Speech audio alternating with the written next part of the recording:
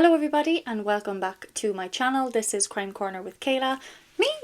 Hope you've all had a fantastic week so far. Before I get into this video, I just want to say a huge thank you to everybody who's subscribed. Just wanted to let you know that I'm super grateful. Yes, keep giving me advice, keep giving me tips and top tips on what you want to see and what you want to hear. It makes me better at what I do because at the end of the day, I'm here for you.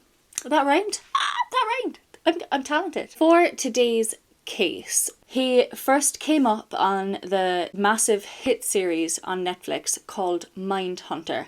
Have you seen it? Because it's amazing. When I first watched it, I seen that they were speaking about this specific serial killer that we're covering today, and I was kind of in like, oh my goodness, I've heard about him, but I didn't know him into that detail.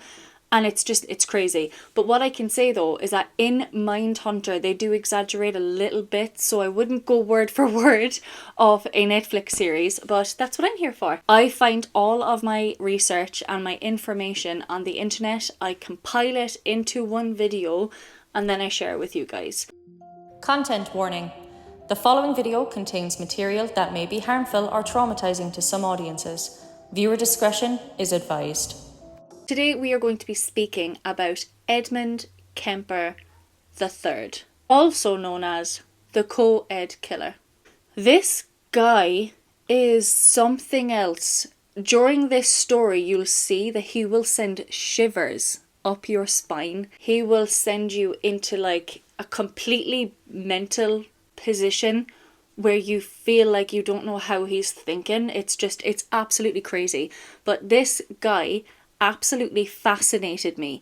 Ed was born in December of 1948 in Burbank in California. He had an older and a younger sister, which makes him the middle child. Now, a lot of sources have said that they think that it's middle child syndrome. Some sources say that a middle child syndrome can cause these kind of incidents in the future, and I do not believe that for 1 second.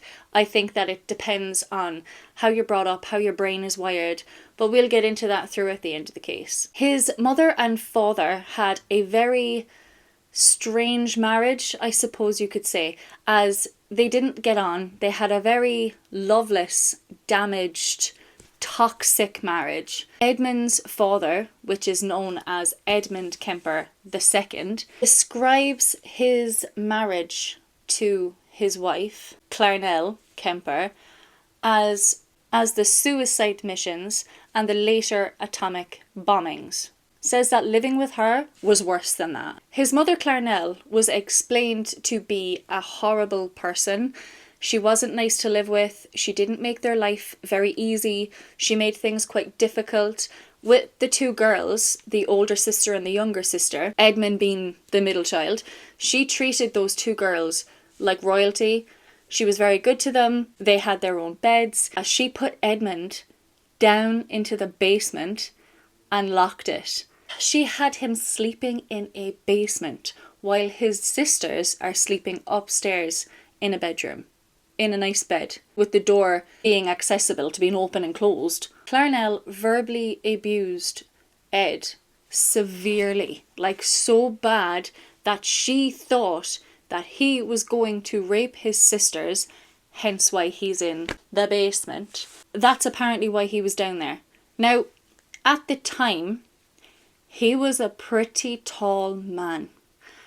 In his full height in adolescence, he's 6'9". He's a giant. He's a big boy. Clarnell also refused to give Ed any sort of affection, comfort, physical affection. A hug from a mother doesn't go a long way sometimes. Refused to do any of that because she stated that she was afraid he turned gay.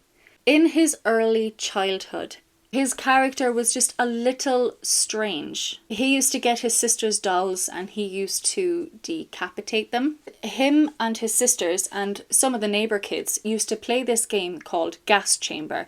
Now, Gas Chamber was apparently a game where you have to sit on a chair, kind of get tied up and whichever, and then you just have to like roll around and be in agony because of being gassed or whichever. And it was like, once you're finished, like you just pretend to die and then you get up and it's like the next person's turn. But this is the thing.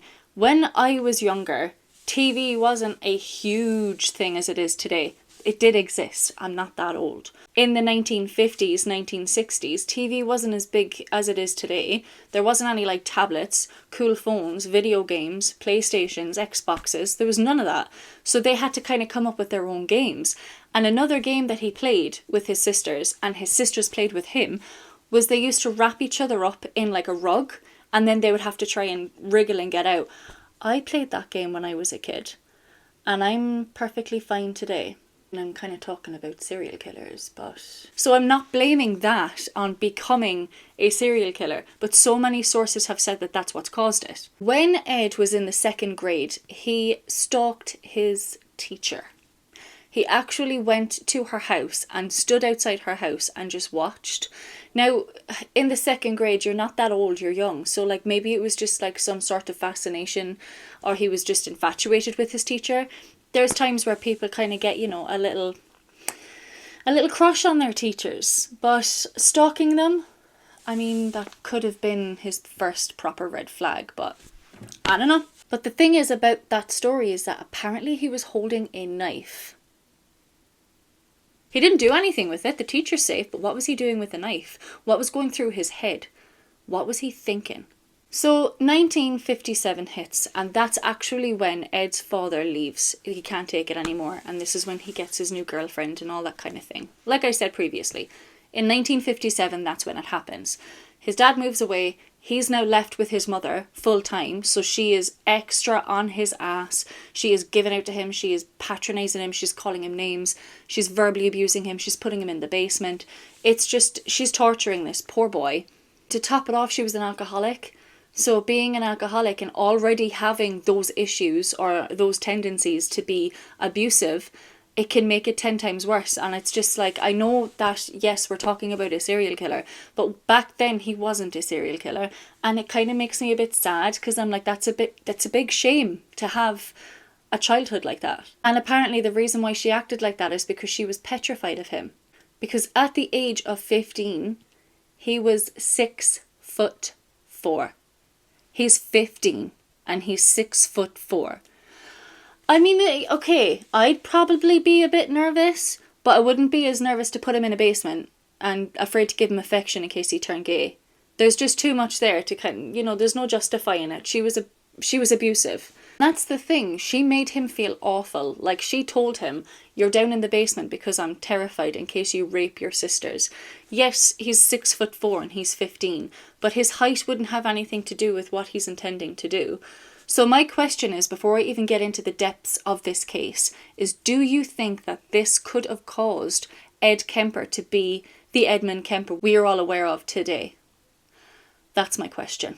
After about maybe a few months, Ed decides to leave because he can't take it anymore. So he actually decides to move in with his father and his father's new girlfriend.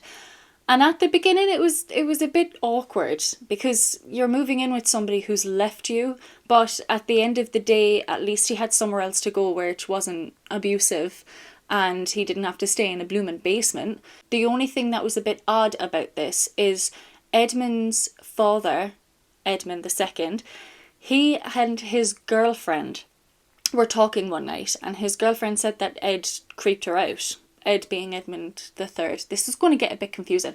So when I'm speaking about Ed, I'm going to say Ed. And when I'm speaking about his father, I'm going to say Ed II. And when I speak about his grandfather, because that comes up too, I'm going to call him Ed I. Yeah, that's how I'm going to do it. Okay? Okay. So as I was saying, she didn't like him. She wasn't comfortable. He creeped her out. There was even a time where he walked in on her naked. On purpose? I don't know. At some point, he did move in to his grandparents. So he did leave his father's, I'm guessing due to the creepiness that his dad's girlfriend felt. But the one thing I will say is that there's a few sources saying that his mother forced him to go live with his biological parents. But there's another source saying that his father took him to his grandparents on the farm and just left him there. So I'm not 100% sure, but we know he gets to his grandparents and he lives with his grandparents. Ed describes his grandmother the exact same as his mother. Abusive, creeped out by him, telling him that he's no good, telling him he's useless, you're too tall, you're creepy, you could rape people. It's like, it's mad, because that's why I think maybe they embedded it in his brain. But then I'm thinking, I mean, there's people out there that have really bad childhoods and that doesn't happen. So, you know, we don't know. At the age of 9, Ed goes to a comic book store, and when he gets there, there's a magician. A magician is on the stage doing magic tricks, and there was this trick that he was doing, the guillotine trick. You know, the guillotine, you put your head in and the thing comes down, makes it look like it's going to cut your head off, but it doesn't cut your head off, and everyone's like, oh, magic! That's the whole magic trick that he was doing. And Ed sees this, and Ed is a bit taken back by that. I mean, any 9-year-old would be. You're seeing a massive guillotine, you're already kind of cutting off dolls' heads and stuff. It's just a fascination, it's an interest. So he stood and he watched super closely. So the magician starts to shout out to the audience looking for a volunteer. And as he's looking for a volunteer, a beautiful teen, she gets up, she's about 13, 14-ish. She goes up to the stage, she puts her head in, she puts her hands in, and the thing comes down, doesn't cut her head off. Everyone's like, oh, she's alive! Ed is just in awe. He thinks that this is amazing. Oh my goodness. I was convinced that he was going to cut her head off, but he didn't. And this is something that stayed with him, and he mentions it in his later interviews, that he brings this magician thing up, and I'm thinking, had that got something to do with the heads? Does that have something to do with the decapitation? Who knows? Then we move on to when Ed was 10. And when Ed was 10, he had a cat. He killed the cat by burying it alive. Yep, buried the cat alive. When he was 13, he stabbed a cat and buried the cat. Both in his mother's back garden. And his mother did end up finding this out. She found pulled up dirt, I don't know. But his mother notices it, and his mother's like freaking out, being like, you're crazy, you're going to be a murderer, blah, blah, blah. So now we go back. Ed is living on the farm. He's with his grandparents. His granddad gave him a rifle for Christmas. Merry Christmas. Here's a gun. Ed is in awe. He's over the moon. I've got a gun. It's kind of something that any boy would be excited about that age. But he gets the gun. He's super excited about it. And then his grandmother was like, why have you given him a gun? He shouldn't have a gun. He's going to kill people. But the grandfather was kind of like, no, because he can go out, he'll kill the foxes, he'll kill the rabbits, he'll be able to protect the farm animals. Which, okay, fair enough. And Ed did exactly that. He went hunting, he was shooting the animals on the farm, not the animals that they were taking care of, but animals that could have put their other animals on the farm in jeopardy. So he was killing them, and he was fascinated with it, which that's why the grandmother got so concerned, because he was going out every day doing this. When he was 15, he was living on the farm, and he had a rifle that his grandfather gave him. And him and his grandmother are in the kitchen one day, while his grandfather is out at the shops, and his grandmother says, I'm taking the rifle off you, you shouldn't have a rifle. She takes the rifle off, and she puts it over into a different room, other side of the room, I'm not sure. And Ed freaks out. He gets into a massive ball of rage, goes, picks up the rifle. His grandmother is sitting down on the kitchen table, and he shoots her. Shoots her in the head. In the head. I mean, the thing is, later on he says that he shot her because he wanted to know what it felt like. You wanted to know what it felt like to kill your grandmother? And the sad thing about it is the grandfather's coming back up the driveway, and Ed is panicking because he's kind of thinking, oh my god, what do I do? Do I kill him? Do I not kill him? But then Edmund thinks to himself, if I go outside and if I kill my grandfather, I will save him from seeing my dead grandmother that I just shot, and he won't have a heart attack. So instead of having a heart attack kill him, I'll do it. He shoots his grandfather. At age 15, he shot his grandparents with a rifle that they gifted him for Christmas. Then what do you think he does? He rings his mum and tells his mum, confesses everything, and his mum's like, okay, call the police. So he calls the police, turns himself in. Just says, I've shot both my grandparents. I wanted to know what it felt like, so I killed them. He was then transferred over to the California Youth Society. That's when he saw psychiatrists and he saw doctors, just to see if they could evaluate to see what the hell is going on up in his noggin. They then make him take an IQ test, and his IQ score was 136. Yes. Edmund Kemper III was a genius. And he decides that he wants to take the test again a few months down the line, and he gets a 140. A 140. So he's gotten smarter, and he's probably getting smarter. He does, to be fair, he does get smarter. Not in a good way. No, no, no. He was then diagnosed as a paranoid schizophrenic by a court-appointed psychiatrist. He was put into the maximum security facility for mental ill patients. After 5 years, he was released. Huh? 5 years. At 15, he kills his grandparents, he turns 20, just about to turn 21, and he's released. His record has been cleared.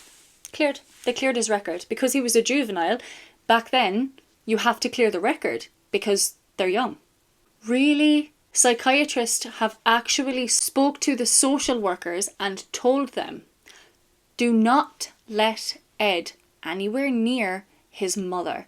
He can't be anywhere near his mother. It's dangerous. It's a trigger for him. He can't be around her. But other than that, he's safe.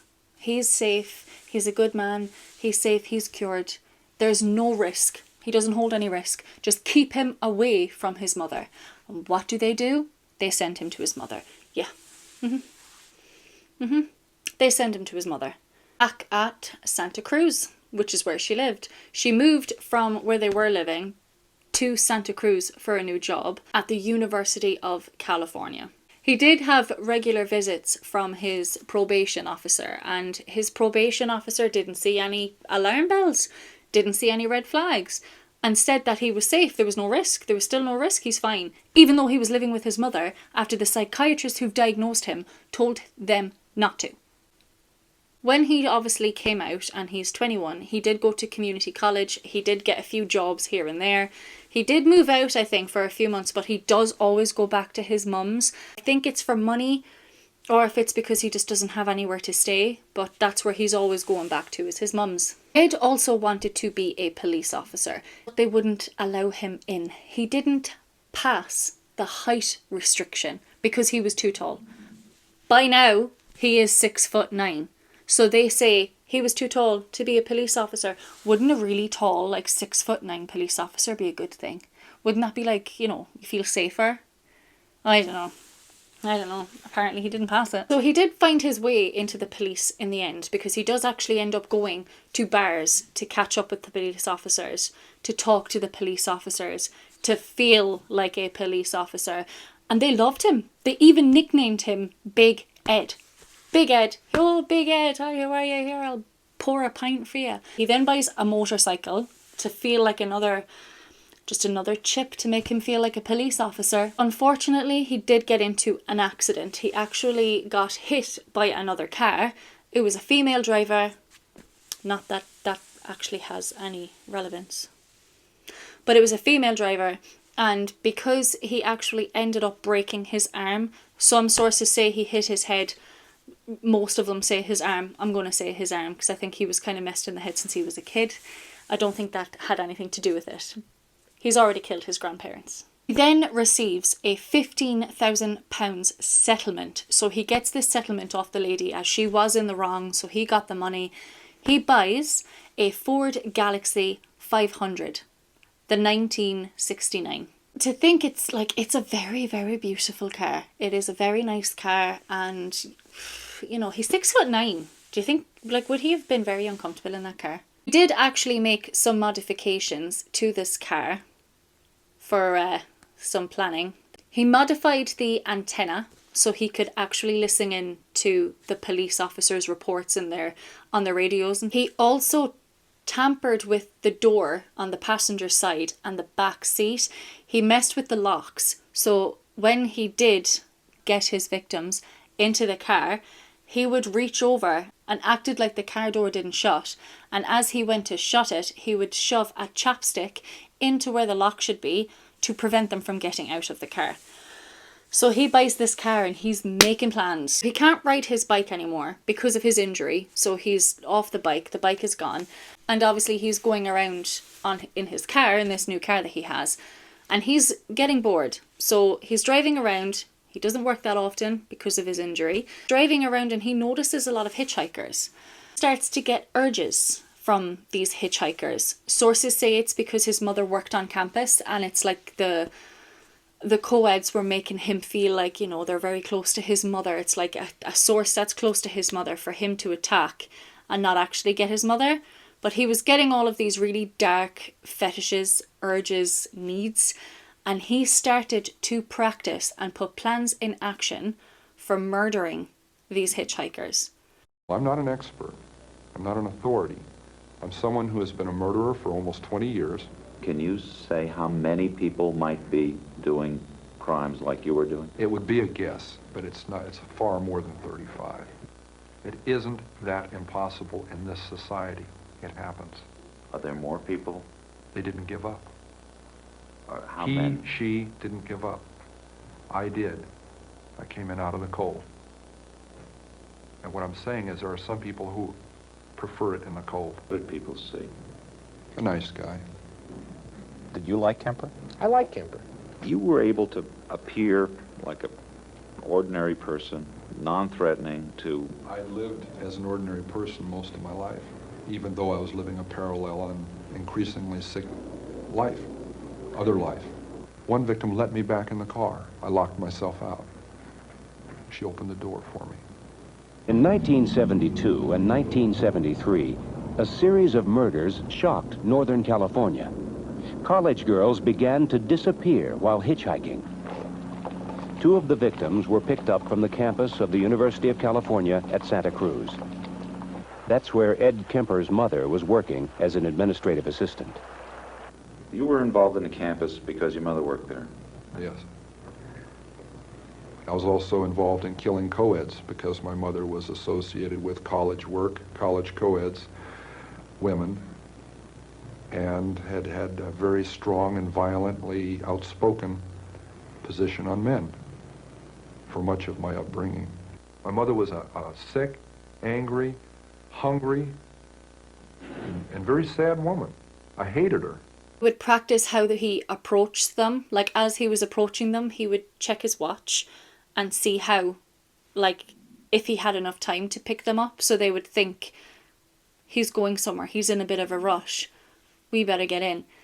It's crazy to think of how many things he was doing, like, to try and figure out where he stands and how the mood is feeling to see where the night takes them. He did let a lot go, like over a few hundred. He let these people go. He picked up hitchhikers and he brought them and dropped them off to their destination. But this is when he meets Mary Ann and Anita. He does pick them up, but unfortunately, they don't get to their designation. And these 2 girls would be the first 2 girls to be the victims of Ed Kemper. After a day or 2 of this hitchhiking happening with Mary Ann and Anita, their parents reported them missing. And as some people are looking around for them, like there's search parties, they find a head in the woods, so a wooded area, and they find a decapitated head. And it's later confirmed that it's Mary Ann's. I mean, that's just devastating. Unfortunately, Anita's body was never found, so he kind of confesses to it towards the end, but obviously her body's never found. Do you think that even if you do get answers from when somebody in your family goes missing, or somebody in your family is known to be murdered and killed, and you don't have the body, how do you move on? Like, do you think that people can move on? Do you think that people are so devastated that they can't, even though they knew what happened? It's devastating. He states that he stabs Anita, strangled and slit Mary Ann's throat, and decapitates her head. He then states that he takes them back to his apartment to dismember them, to have sex with them, and then to dispose of the bodies. And yes, that's another thing that we can add to Ed's list.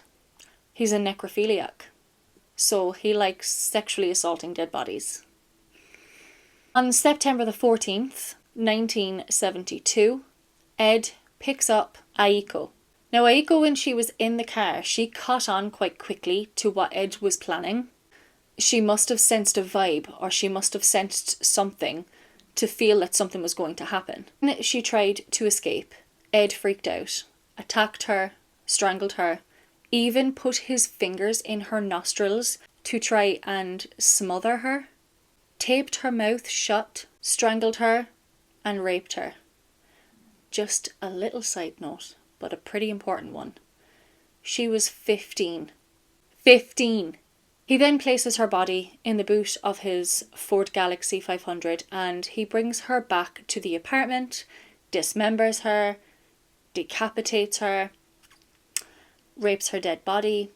But before he makes it back to the house, he stops at the bar where the police go and has a drink. And it's just... I mean, were you thirsty from all your hard work? Or were you just trying to have like a 5-second break? Were you trying to have an alibi? I don't know what he was thinking. But he then takes her back to the apartment and does what he does. January of 1973, Ed picks up Cindy. Not long after Cindy gets in the car, Ed just shoots her. Just straight up gets the gun out and shoots her. He was holding a gun and he was holding it under his seat of his car. Now, there's statements where he says that when he gets the gun, he leaves it in his apartment before causing any of these murders. And he says, I don't want to take it into the car because when I do, I'll have to do it. I will have to kill somebody. And he takes the gun out. He just takes the gun out and he starts to kill. This is the first of his victims that he shoots. And it's poor Cindy. He then takes her back to the apartment, dismembers her, decapitates her, has sex with her body, puts her body parts and everything that he was doing, puts her in the ocean, except her head. He keeps her head and he buries it in the back garden facing his mother's bedroom. And the reason why he does this, and he says it in one of his interviews, I put the head facing my mother's bedroom because she always wanted people to look up to her. In February, Ed and his mother got into another massive argument. What's new at this point? But get into a big argument. He gets into his car with rage and he goes to find his next victim. But he doesn't leave without his mother's campus sticker. It's an A sticker that she has on her car, gain access in to campus. Ed takes that sticker, puts it on his car, and he's got free willy-nilly access into and out of campus. As he was driving on campus, he states, the next girl that I see that's attractive, that I'm attracted to, I'm going to kill her. He actually ends up picking up 2. He picks up Rosalind and Alice. They're both very pretty girls. This is a kind of an awkward stage because Ed states that when these 2 girls get into the car, one of them is very eager. She's used to it. She's hitchhiked before. But the other girl wasn't. The other girl wasn't comfortable with getting in. Alice was the one that was uncomfortable. Alice got into the back seat. And as Ed is driving, he's saying that he's looking at Alice in the rearview mirror and he's noticing that she's looking right at him. Even though he has his sunglasses on, he said that he could feel Alice looking into his eyes because it's as if she knew what was going on. And there's also a thing where Ed says, side note, that when he picks up co-eds, and if they start talking about the murders that are going on around camp and all that kind of thing, they got a free ride. He says they get a free ride. You know what we were talking about as we're driving around? Almost as often as not. This guy that's going around doing this stuff. And the second they started talking that, they didn't realize it, but they were getting a free ride. I couldn't touch that with a 10-foot pole, I swear. You know, but they'd be telling me what all about this guy, and they're comparing notes and speculating on what he looks like, how he carries himself, why he's doing this stuff, telling me about it. So how come they get in a car with somebody at that time? She judged me not to be that guy. I didn't look like him. So he gets Alice and Rosalind and he starts to head towards a cul-de-sac where it's dark and it's quiet. And he puts the gun in his hand, turns it around and shoots Alice point blank in the head, and then points it at Rosalind, who's in the front seat, and shoots her too. Pulls into the cul-de-sac, and gets out the car, puts the 2 girls in the trunk, decapitates and dismembers them, apparently in the boot. I don't know if he took them home, and then he disposed of the bodies. In March, there's some hikers that are going through the woods up by this cul-de-sac where Ed decapitates the bodies, and they find their heads. They find 2 heads. So they call the police come, investigate, and yeah, they confirm that they're 2 heads of 2 young women. Around this time in Santa Cruz, there was also 2 other serial killers that were going around, just as Ed Kemper. And these were John Fraser and Herbert Mullins. This is why Santa Cruz got the nickname, the murder capital of the world, by the media, of course, because I've never heard of Santa Cruz until I came across Ed Kemper. John actually killed his wife and his 2 sons, and all the medical secretary, which was 5 of them, killed them all, and then put them in his swimming pool. And clearly gets caught. Herbert, on the other hand, killed 13 people, as he said that he thought that the more people he killed, the less chance of Santa Cruz getting earthquakes. Yeah. He killed people to prevent earthquakes. Okay. Ed was actually known now as the co-ed killer, but they didn't know who the co-ed killer was. It was just his nickname. In April 1973, on Good Friday, where, in my opinion, the most vile crime begins. She then goes to bed and she's about to go to sleep when Ed comes in, and she looks at Ed and says, "I guess you're going to want to stay up all night talking now." And that's when I decided I'm going to murder my mother. I knew a week before she died I was going to kill her. And she went out to a party, she got soused, she came home, went to sleep. I was woken up by that. Came out. I walked up to her bed. She's laying there reading a paperback, as many thousands of nights before. And she said, "Oh, I suppose you're going to want to sit up all night and talk now." Shit. I looked at her, I said, "No." I said, "Good night."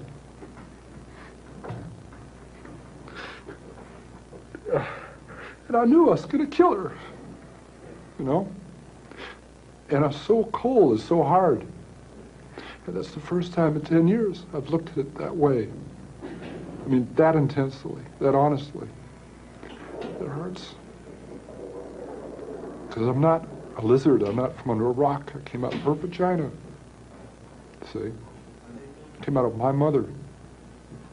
And in a rage, I went right back in. For 7 years, she said, I haven't had sex with a man because of you, my murderous son. This is one of our arguments. I cut off her head, and I humiliated her corpse. It's there, you know? A 6 young woman dead because of the way she raises her son and the way her son is raised, the way he grows up. And what's her closing words? "I suppose you want to sit up all night and talk." God, I wish I had.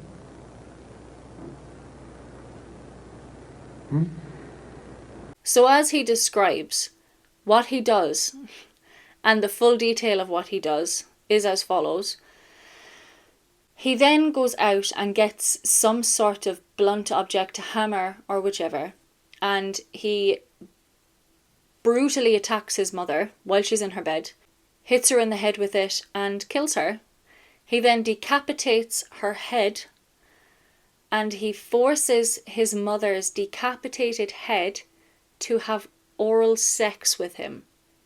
So he rapes his mother's head, then puts her head on a mantelpiece as if it's a freaking pedestal, and starts chucking darts at his mother's head